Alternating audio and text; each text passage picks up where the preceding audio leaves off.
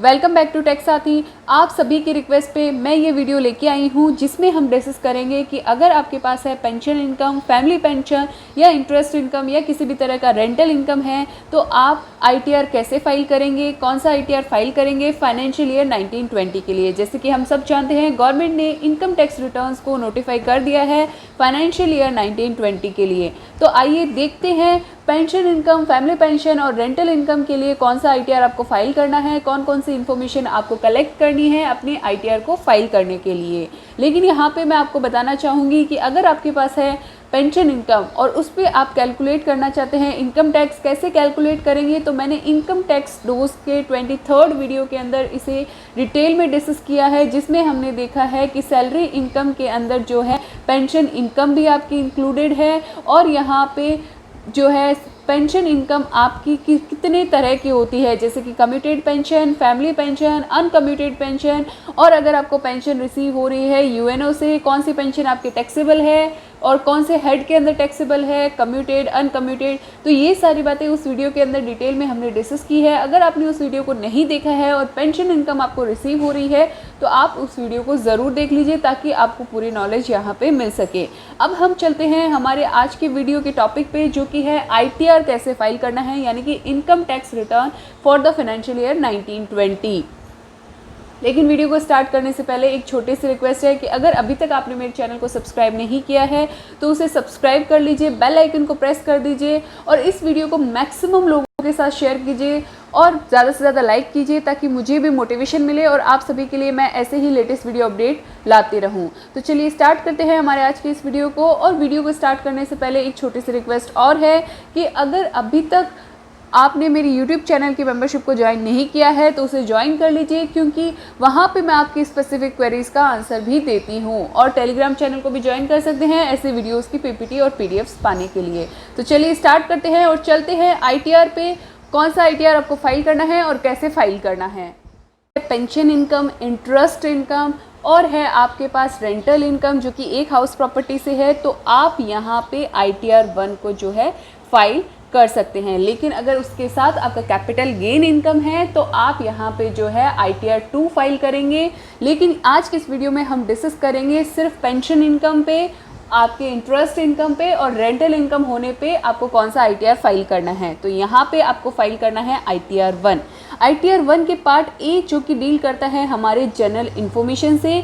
तो यहाँ पे आपको कौन कौन सी इन्फॉर्मेशन जो देनी है पोर्टल पे, वो है आपका pan number automatically pre filled आएगा जैसे ही आप पोर्टल पे लॉगिन करेंगे, यानी कि इनकम टैक्स के ई फाइलिंग पोर्टल पे आपका नाम, डेट ऑफ बर्थ और आधार नंबर, उसके बाद आपका आएगा जो रजिस्टर्ड मोबाइल नंबर है और ईमेल आईडी, उसके बाद आपका एड्रेस आएगा।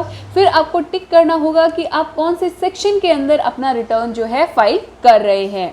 अगर आप ऑन और बिफोर ड्यू डेट, जैसे कि हम सब जानते हैं फॉर द फाइनेंशियल ईयर 1920 के अंदर गवर्नमेंट ने जो ड्यू डेट बताई है वो 31 जुलाई पहले जो थी अब उसे बढ़ा के 30 नवंबर कर दिया है। तो 30 नवंबर तक आप अपना रिटर्न फाइल कर सकते हैं यहाँ पे सेक्शन 139(1) के अंदर। उसके बाद आपका रिटर्न हो जाएगा बिलेटेड, तो आपका 139(4) के अंदर आपको टिक करना होगा। और उसके बाद अगर आप ओरिजिनल रिटर्न फाइल कर चुके हैं और आपको अपना रिटर्न करना है रिवाइज, कुछ ऑल्ट्रेशन करना है, तो वो आप रिटर्न रिवाइज में सेक्शन 139(5) के अंदर कर सकते हैं। और यहाँ पे जो है अगर आपको कॉन्डिनेशन मिला है और आप अपना रिटर्न फाइल कर रहे हैं तो आप 4th ऑप्शन को चूज़ करेंगे। उसके बाद आपको बताना है नेचर ऑफ एम्प्लॉयमेंट। तो यहाँ पे नेचर ऑफ एम्प्लॉयमेंट के अंदर आपको सेलेक्ट करना है कि कौन से एम्प्लॉयमेंट के अंदर है। अगर आपको फैमिली पेंशन रिसीव हो रही है तो आप यहाँ पे जो है नॉट एप्लीकेबल सेलेक्ट करेंगे। आप यहाँ पे पेंशनर हैं तो पेंशनर का भी ऑप्शन अलग से दिया हुआ है। फिर अगर आपको किसी भी इनकम टैक्स सेक्शन के अंदर नोटिस आया है, जैसे कि आपका रिटर्न हो गया है डिफेक्टिव रिटर्न क्या होता है, तो इनकम टैक्स डोज के प्लेलिस्ट के अंदर उस वीडियो को दे रखा है कि डिफेक्टिव रिटर्न कैसे होता है और उसको आप रिस्पॉन्स कैसे करेंगे, उस रिटर्न का जो रिप्लाई है वो कैसे करेंगे। या आपको आया है नोटिस किसी भी सेक्शन के अंदर, आपका इनकम स्टेटमेंट का नोटिस आया है या आपका सर्च एंड सीजर हुआ है, तो वो आप यहाँ पे सेक्शन को उस नोटिस के रिस्पॉन्स में रिटर्न फाइल कर रहे हैं तो वो यहाँ पे आप सेलेक्ट कर लेंगे। उसके बाद यहाँ पे जो है एडिशनल इन्फॉर्मेशन आपको देनी है जो कि है 7th प्रोविजन टू सेक्शन 139(1). उससे पहले अगर आपका रिटर्न रिवाइज हो रहा है तो उसकी डिटेल आपको देनी है। साथ में आपका जो नोटिस आया है, नोटिस के रिस्पॉन्स में आप दे रहे हैं तो उसकी नंबर और यहाँ पे डेट आपको देनी है। 7th प्रोविजन जो कि अभी इस फाइनेंशियल ईयर से आपका एप्लीकेबल हुआ है, इसमें आपको टिक करना है अगर आप 7th प्रोविजन की वजह से मैंडेटरी रिटर्न फाइलिंग की कंडीशन में आते हैं। तो यहाँ पे 7th प्रोविजन क्या है डिटेल में अगर आप जानना चाहते हैं तो वीडियो का लिंक मैंने डिस्क्रिप्शन में दिया है, आप वहां से जाके देख सकते हैं। इसमें 3 कंडीशन आती है। पहली कंडीशन है कि बात करूं तो पहली कंडीशन आपकी यहाँ पे ये है कि आपने अगर 1 करोड़ या उससे ज़्यादा कैश डिपॉजिट करवाया है एक या ज़्यादा करंट अकाउंट के अंदर।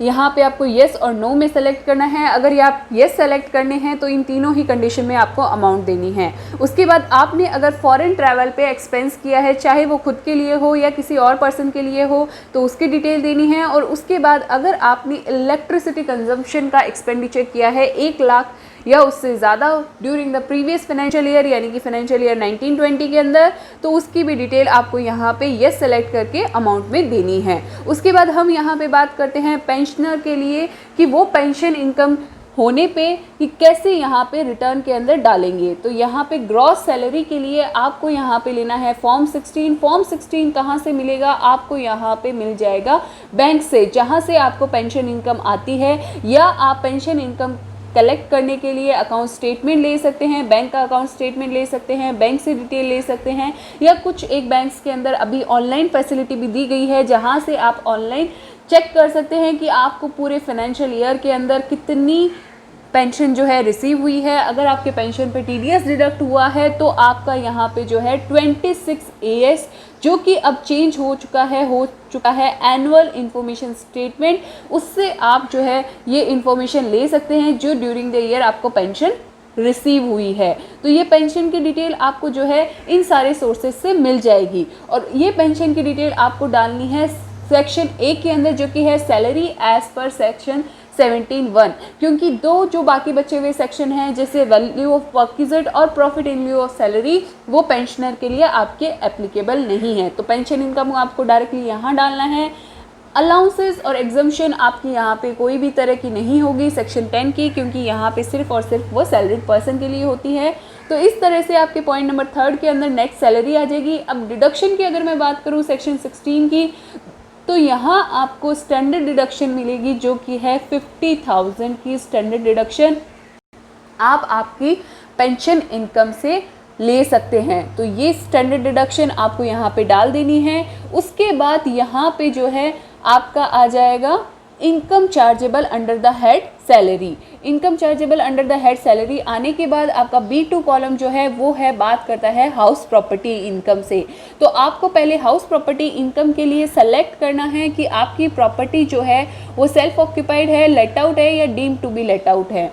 तो जो भी आपको ऑप्शन रहेगा उस पर आपको टिक करना है।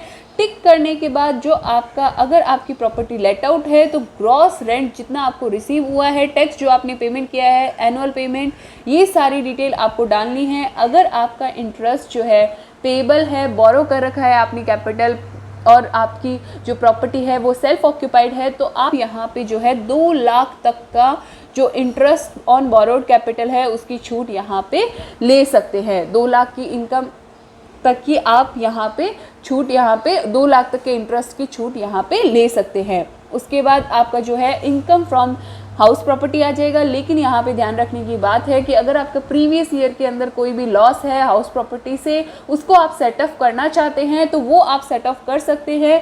2 लाख तक का लॉस आप करंट ईयर के अंदर सेट ऑफ कर सकते हैं ITR 1 के थ्रू। लेकिन अगर आपका लॉस जो है 2 लाख रुपए से ज़्यादा है तो आपको यहाँ पे ITR 2 फाइल करना होगा। उसके बाद आपकी जो है इंटरेस्ट इनकम है, जैसे कि इंटरेस्ट इनकम की अगर मैं बात करूं तो इंटरेस्ट इनकम हो गई आपकी सेविंग की, SB इंटरेस्ट है आपका या FD इंटरेस्ट है आपका। तो FD इंटरेस्ट या RD इंटरेस्ट या NSE का कोई इंटरेस्ट, तो आपकी कोई भी तरह की इंटरेस्ट इनकम है, या आपके TDS का आपको रिफंड मिला है उस पे इनकम टैक्स रिफंड पे इंटरेस्ट की इनकम है, तो वो आप यहाँ पे इनकम फ्रॉम अदर सोर्सेज के अंदर दिखाएंगे। इनकम फ्रॉम अदर सोर्सेज के अंदर आपकी फैमिली पेंशन भी ऑप्शन रहेगा, जो कि आप जब ऑनलाइन पोर्टल पे फाइल करेंगे तो आपको मल्टीपल ऑप्शन दिखाई देंगे। ड्रॉप डाउन लिस्ट से आपको वहाँ पे सेलेक्ट करना है। जैसे ही आप फैमिली पेंशन को सेलेक्ट करेंगे आपकी डिडक्शन जो है अंडर सेक्शन 57(2)(a) वो आपकी आ जाएगी और इस हिसाब से जो भी आपकी टोटल इनकम रहेगी अदर सोर्सेज की उसको आपसे इसमें से रिड्यूस कर दिया जाएगा जो डिडक्शन है, और फिर आपकी जो है ग्रॉस टोटल इनकम आ जाएगी। अब ग्रॉस टोटल इनकम आने के बाद अब आपकी बात रहेगी डिडक्शंस की। तो डिडक्शंस की अगर मैं बात करूं तो यहाँ पे आपको डिडक्शन जो है चैप्टर 6A की लेनी है, लेकिन यहाँ पे लॉकडाउन के इस सेशन के अंदर आप सभी को पता है कि यहाँ पे जो इन्वेस्टमेंट डिपॉजिट और पेमेंट आपने 1 अप्रैल 20 से 30 जून 2020 तक किया है वो सारा डिडक्शन भी आप फाइनेंशियल ईयर 19-20 के अंदर डिडक्शंस के रूप में ले सकते हैं। और इसमें यहाँ पे 80C से लेके 80U तक जो भी आपने इन्वेस्टमेंट किया है 1 अप्रैल से लेके 30 जून तक वो सारा आप यहाँ पे डिस्क्लोज कर सकते हैं। तो उसके लिए आपको जब पोर्टल पे लाइव होगा फॉर्म तो उस पर यहाँ पे आपको सेलेक्ट करना है यस, और फिर यस सेलेक्ट करने के बाद आपको शेड्यूल DI भरना है। तो शेड्यूल DI क्या बोलता है? शेड्यूल DI बोलता है आपका डिटेल ऑफ इन्वेस्टमेंट के। डिटेल ऑफ इन्वेस्टमेंट के अंदर 1 अप्रैल 2020 से लेके 30 जून 2020 तक जो भी आपने इन्वेस्टमेंट किया है, एक्सपेंस किया है, चाहे वो 80C के अंदर किया हो या 80GGC के अंदर किया हो, इन सारी सेक्शंस के अंदर जो भी आपने इन्वेस्टमेंट किया है उसकी छूट आपको यहाँ पे मिल जाएगी। उसकी डिटेल आपको यहाँ पे डालनी है, और जो आपने 1 अप्रैल से लेके 31 मार्च तक किया है वो सारा डिटेल यहाँ पे आपका आ जाएगा। और फिर इसका टोटल जो है वो आपका यहाँ पे पार्ट C के अंदर डिडक्शंस के अंदर आ जाएगा। उसके बाद आपको रिपोर्ट करना है कि अगर आपकी कोई एग्जेम्प्टेड इनकम है, जैसे कि आपकी एग्रीकल्चर इनकम है 5000 रुपीज़ तक की आपके एग्जेम्प्टेड है, या कोई अदर इनकम जैसे कि आपको पेंशन रिसीव हो रही है पैरामिलिट्री फोर्सेस से, UNO से, तो वो सारी एग्जेम्प्टेड है। तो वो यहाँ पे आपको एग्जेम्प्टेड इनकम के अंदर ड्रॉप डाउन लिस्ट दिख जाएगी। जो इनकम आप पे आती है वो इनकम आपको यहाँ पे सेलेक्ट करनी है। उसके बाद आपका टैक्स कैलकुलेट हो जाएगा, रिबेट मिल जाएगी। अगर आपकी इनकम जो है 5 लाख रुपए तक है तो 87A की रिबेट आप यहाँ पे ले सकते हैं। और अगर आपका रिफंड बनता है तो रिफंड भी आपको क्लेम करने के लिए पार्ट E के अंदर जो है बैंक की डिटेल देनी होगी। अगर आपके एक से ज़्यादा बैंक अकाउंट है तो आप यहाँ पे जो है उस बैंक अकाउंट का नंबर और उसकी डिटेल डालेंगे जिसमें आप रिफंड लेना चाहते हैं। अब बात आती है यहाँ पे एडवांस टैक्स पेमेंट की और सेल्फ असेसमेंट टैक्स की। तो वो आपका जो टैक्स आपने पे किया है during the financial year, advance tax हो या सेल्फ असेसमेंट टैक्स हो, अगर आपका टैक्स पेबल आ रहा है तो उसकी detail BSR code, date of deposit, serial number, challan वगैरह डिटेल आपको यहाँ पे देनी है। यहाँ पे बात आती है TDS की। अगर आपके पेंशन पे TDS डिडक्ट हो रखा है, इंटरेस्ट पे TDS डिडक्ट हो रखा है तो उसकी सारी डिटेल आपकी ऑटोमेटिकली यहाँ पे फिल्ड आएगी 26AS से। ये डेटा आपका पॉपुलेट हो जाएगा ऑटोमेटिकली जब आप ऑनलाइन फाइल करेंगे। तो लेकिन आपको यहाँ पे फॉर्म 16, 16A, 16C और 27D से आपको मैच करवाना है कि ये सारा डिटेल जो है वो आपका जो है करेक्ट आ रहा है ऑटोमेटिकली। अगर उसमें कुछ भी एरर है तो आप उसे ऑल्टर यहाँ पे कर सकते हैं। उसके बाद यहाँ पे आपको लास्ट में करना है वेरीफाई। वेरीफाई करने के बाद आपको यहाँ पे 3 ऑप्शन दिखाई देंगे। आधार OTP से अगर आप अपना रिटर्न वेरीफाई करवाना चाहते हैं, या आप अपना जो है DSC के थ्रू करवाना चाहते हैं, EVC के थ्रू करवाना चाहते हैं, तो यहाँ पे 5 मल्टीपल ऑप्शन दिए गए हैं अपनी रिटर्न को वेरीफाई करवाने के लिए, जिसका भी वीडियो मैं मेरे चैनल पे ऑलरेडी डाल चुकी हूँ। अगर आपने उस वीडियो को नहीं देखा है तो ज़रूर देख लीजिए ताकि आपको पूरा अपडेट यहाँ पे मिल सके।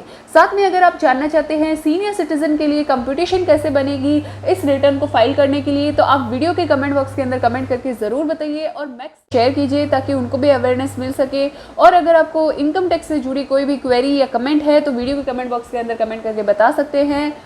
इस वीडियो को जितना हो सके लाइक कीजिए ताकि मुझे भी मोटिवेशन मिले, मैं आप सभी के लिए वीडियोस लाती रहूं। आज की इस वीडियो में बस इतना ही। मिलते हैं ऐसे ही लेटेस्ट वीडियो अपडेट के साथ। तब तक के लिए कीप वॉचिंग, स्टे अपडेटेड। जय हिंद।